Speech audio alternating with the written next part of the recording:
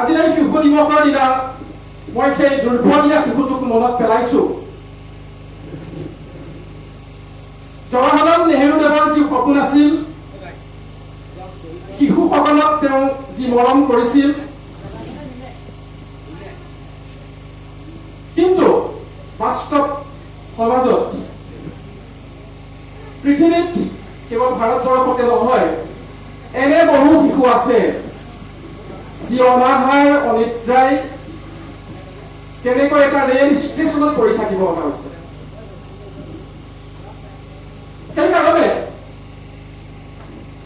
মই তোমালোকক আহ্বান জনাম, তোমালোক এতিয়াৰ পৰা খুব ভালদৰে অধ্যয়ন কৰা। খুব ভালদৰে যদি অধ্যয়ন কৰা, তেতিয়াহ'লে ভৱিষ্যতে তোমালোক একোজন ডাঙৰ মানুহ হ'ব পাৰিবা।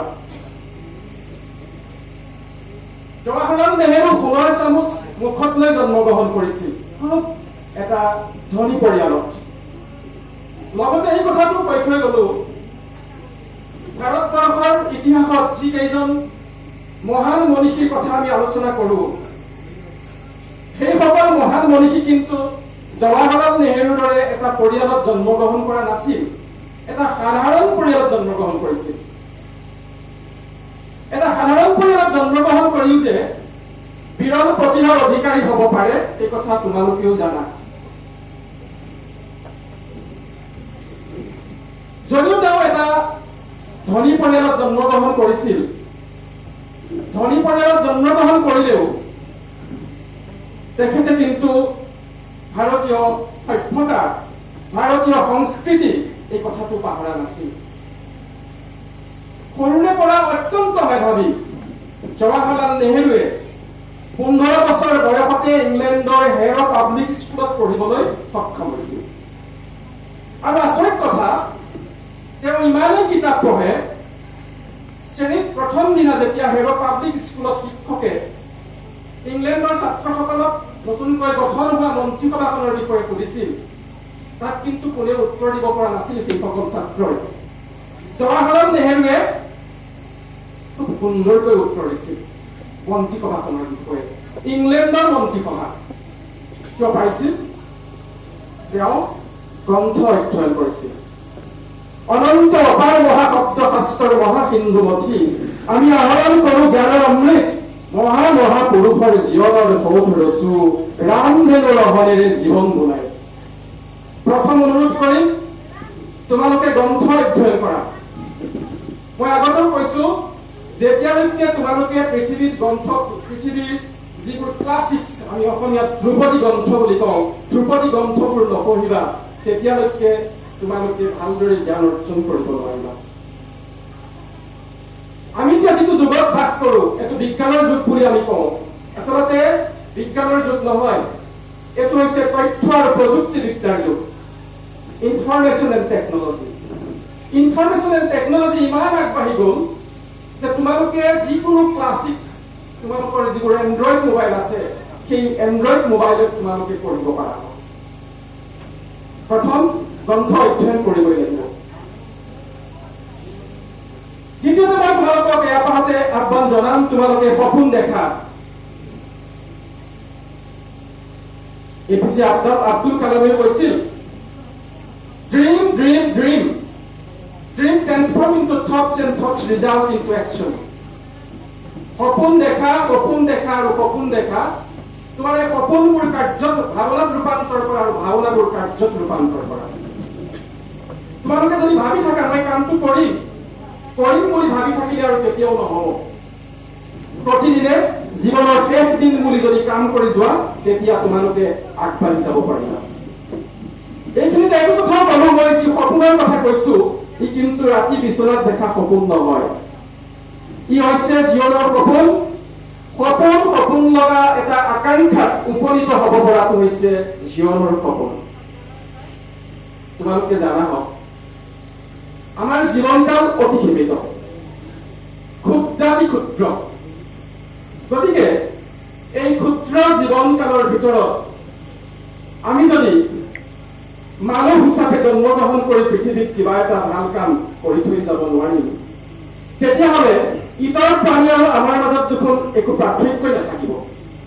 গতিকে তোমালোকৰ সপোন দেখা, সপোনবোৰ বাস্তৱ কৰিবলৈ যত্ন কৰা। মই আকৌ যিটো সপোনৰ কথা কলো কৈছে, ৰাতি বিচনাত দেখা সপোন নহয়, ডাঙৰ সপোন দেখা। APJ আব্দুল কালামৰ দৰে তেওঁ যেতিয়া শুনিছিল যে ছাৰ আপোনাৰ সপোন কি, তেওঁ কৈছিল, I have a dream to live in a nation prosperous, beautiful and secure India. I realize small aim is crime. I will work and sweat for transforming India into developed India.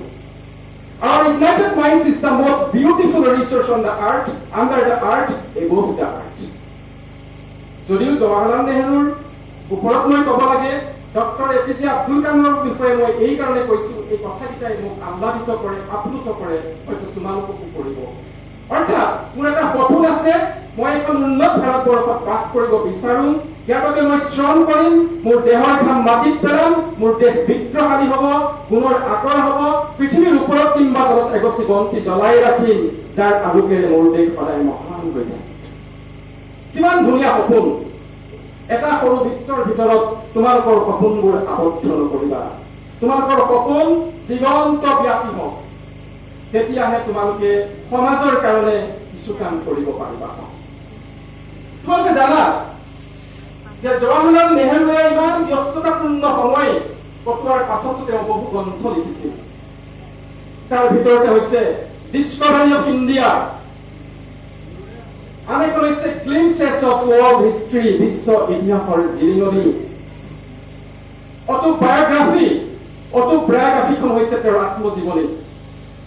আচলতে এই আত্মজীৱনীখন খুব কম সময়ৰ ভিতৰত লিখিছিল, যেতিয়া তেওঁ এলাহাবাদ ফৰ্টত আছিল। কাৰাগাৰত থাকোতে বন্দিত্বৰ জীৱনৰ পৰা উপশম ঘটাবলৈ তেওঁ বহু কিতাপ লিখিছিল, বহু কিতাপ অধ্যয়ন কৰিছিল, আৰু ইয়াৰ উপৰি তেওঁ লিখিছিল পিতাৰ পৰা কন্যালৈ চিঠি। মই আপোনালোকক আহ্বান কৰিম, ইয়াৰ অসমীয়া অনুবাদ আছে, তোমালোকে এই অনুবাদবোৰ পঢ়িবা। ডিস্কভাৰী অফ ইণ্ডিয়া, ভাৰতবৰ্ষৰ অতীত বুৰঞ্জী ৰোমন্থন কৰা হৈছে, আৰু জৱাহৰলাল নেহৰু বিশ্বৰ এজন শ্ৰেষ্ঠ বুৰঞ্জীবিদ হিচাপে ইউৰোপীয়সকলে সন্মান কৰে। সেইটো ভাৰতবৰ্ষৰ বাবে গৌৰৱৰ বিষয়। আধুনিক ভাৰতৰ নিৰ্মাতা জৱাহৰলাল নেহৰু দেৱৰ অনবদ্য অৱদান আছে ভাৰতবৰ্ষৰ উন্নয়নত। সেই কথাবোৰ তোমালোকক মই আজি ক'বলৈ নাযাওঁ। আজি মই মোৰ ভাল লগা অন্য এটা কথা কওঁ। ভাল লগা কথাটো হৈছে, তোমালোকে টিভিত প্ৰগ্ৰেমবোৰ চোৱা নে নোচোৱা? কিবা কিবি প্ৰগ্ৰেম চোৱা নে টিভিত? টক শ্ব' কিবা কিবি চোৱা? কেইদিনমানৰ আগতে ভাৰতবৰ্ষৰ ৰাষ্ট্ৰপতিয়ে আমাৰ দেশৰ বিভিন্ন ক্ষেত্ৰলৈ অনবদ্য বৰঙণি আগবঢ়োৱা মানুহবোৰক সম্বোধনা জনাইছে। তাৰে মই দুগৰাকী মানুহৰ কথা কওঁ। এজনৰ নাম হৈছে হৰিকলা হাজবা। তেওঁৰ পদ্ম উপাধি লাভ কৰিছে। তেওঁৰ ঘৰ হৈছে কৰ্ণাটকত। তোমালোকে চাগে ভাবিছা তেওঁ বহু পঢ়া শুনা কৰিছে। দৰাচলতে তেওঁ পঢ়া শুনা কৰাই নাই, একো আনুষ্ঠানিক শিক্ষাই নাই। কিন্তু ভাৰতবৰ্ষৰ মহামহিম ৰাষ্ট্ৰপতি ৰামনাথ কোবিন্দ দেৱে তেখেতক পদ্ম বঁটা আগবঢ়াইছে, তেখেতৰ এটা অনবদ্য অৱদানৰ বাবে। পেছাত তেওঁ কমলা বেপাৰী আছিল। কমলা বিক্ৰী কৰি থাকোতে এজন মানুহ আহি তেওঁক ইংৰাজীতে সুধিছিল কমলাৰ দাম কিমান। তেওঁ উত্তৰটো দিব পৰা নাছিল, কাৰণ তেওঁ ইংৰাজী নাজানে, তেওঁৰ আনুষ্ঠানিক শিক্ষা নাই, তেওঁ বিদ্যালয়লৈ গৈ পোৱা নাই। এই কথাটোৱে তেওঁক খুব দুখ দিছিল, আৰু সেইকাৰণে তেওঁ প্ৰতিজ্ঞা কৰিছিল, মই আজি এই উত্তৰটো দিব নোৱাৰিলো, মোৰ কমলা কেইটাও বিক্ৰী নহল, কাৰণ মই ইংৰাজী নাজানিলো, মই বিদ্যালয়লৈ নগলো।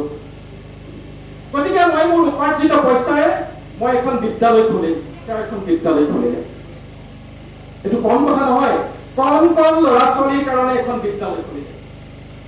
আৰু নিউপুৰ নামেৰে তেওঁ যিখন গাঁও আছিল, সেই গাঁওখনতো তেওঁ এখন বিদ্যালয় খুলিছে কণ কণ ল'ৰা ছোৱালীবোৰৰ কাৰণে। তেওঁ যিদিনা পদ্ম বঁটা লাভ কৰিছে, পদ্ম বঁটা লাভ কৰাৰ দিনাখন বিদ্যালয়ৰ ছাত্ৰ ছাত্ৰীসকলে স্কুলৰ পৰা তেওঁক সেই বঁটা গ্ৰহণ কৰা দৃশ্য উপভোগ কৰিছে। আৰু তেওঁলোকৰ হাঁহি মই দেখিলো, চকুত যি দীপ্তিমান আভা, মই নিজে আপ্লুত হৈছো। আচলতে তেনেকুৱা আত্মা সৃষ্টি কৰিবলৈ প্ৰকৃতিয়ে বহু হাজাৰ বছৰ সময় লয়। মিনিমাম ৫,০০০ বছৰ লাগে তেনে এক আত্মা সৃষ্টিৰ বাবে। তেনেকুৱাতো বহু মানুহ আছে, ভাৰতবৰ্ষৰ ধনী মানুহ আছে, যি হাজাৰখন বিশ্ববিদ্যালয়। আমি নিৰ্দিষ্ট বক্তাৰ বক্তব্য শুনাৰ পিছতে দিহানাম প্ৰতিযোগিতাটি প্ৰথম কৰিব পৰিৱেশনৰ অনুষ্ঠানটো পাতিম। অকণমান সাজু হৈ থাকিব কাৰণে অনুৰোধ কৰিছোঁ। ইমান সুন্দৰ বক্তব্য, মই আন্তৰিক ধন্যবাদ জ্ঞাপন কৰিছোঁ। বৰ সুন্দৰ বক্তব্য হৈছে, শুনিবলগীয়া যথেষ্টখিনি কথা আছে। তেখেতৰ বক্তব্য আৰম্ভ কৰিব। মই এইকাৰণে তেওঁলোক কথাটো কৈছো যে পৃথিৱীত বহু ধনী মানুহ আছে নে ধনী মানুহ, তেওঁলোকে এনেকুৱা কাম কৰিব পৰা নাই। শিশুসকলৰ কাৰণে কাম কৰিছে তেওঁ। তোমালোকক মই আহ্বান জনাইছো, তেওঁৰ হৈ হৰিকলা সাজবাৰ হৈ তোমালোকে ইয়াৰ পৰাই এটা ক্লেপ দিয়া, হাত চাপৰি। আমি তেওঁৰ দীৰ্ঘায়ু কামনা কৰিছো। তোমালোকৰ মাজত অনন্ত প্ৰতিভা লুকাই আছে, তোমালোকৰ মাজত অনন্ত প্ৰতিভা লুকাই আছে। কিমান শক্তিৰে বলিয়ান তোমালোক কোনেও নাজানা। এইখিনিতে তোমালোকে তোমালোকৰ যাত্ৰা পথত আগবঢ়াই যাবলৈ এটা মাত্ৰ মন্ত্ৰ মই তোমালোকক কলো, সেইটো হৈছে সফলতাৰ মন্ত্ৰ। সফলতাৰ মন্ত্ৰটো কি হৈছে? মাত্ৰ ৩টা শব্দ। সবে কোৱা, yes I can do। ৪টা শব্দ। আৰু yes I can do। যদি তোমালোকে নিজে ভাবিব পাৰা এইটো মই কৰিব পাৰো, পৃথিৱীত এনে কোনো শক্তি নাই, পৃথিৱীত এনে কোনো শক্তি নাই যিটো তোমালোকে নোৱাৰা কৰি, যিটোৱে তোমালোকৰ যিটো লক্ষ্য সেই লক্ষ্য প্ৰাপ্তিত বাধা প্ৰদান কৰিব। গতিকে তোমালোকে সেই কথাটো মনত ৰাখিবা। পৃথিৱীত এনে এজোপা গছৰ শিপা নাই যিজোপা শিপাই ঔষধ নহয়। পৃথিৱীত এনে এটা আখৰ নাই যিটো আখৰে এটা মন্ত্ৰ নহয়। আৰু পৃথিৱীত এনেজন ব্যক্তি সৃষ্টিকৰ্তাই আজিলৈকে সৃষ্টি কৰা নাই যিজনে পৃথিৱীত কোনো কামৰ বাবে উপযোগী নহয়। তোমালোকক সৃষ্টিকৰ্তাই পৃথিৱীলৈ পঠিয়াইছে বহু কাম কৰিবৰ বাবে, সমাজৰ কাৰণে বহু কাম কৰিবৰ বাবে। সেইকাৰণে তোমালোকে তোমালোকৰ সুপ্ত প্ৰতিভাবোৰ জাগ্ৰত কৰিবলৈ সময় খৰচ নকৰাকৈ তোমালোকে আগবাঢ়ি যোৱা। মই ভাবো তোমালোকে তোমালোকৰ সপোন বাস্তৱায়িত কৰিবা, সমাজক তোমালোকে সুখী কৰিব পাৰিবা, দেশলৈ অনবদ্য মৰমনি আগবঢ়াব পাৰিবা। যদিও জৱাহৰলাল নেহৰুৰ জীৱন সম্পৰ্কে মই বহু কথা ক'ব লাগিছিল, সেই কথা ক'বলৈ আজি সময়ৰ অভাৱ হ'ল।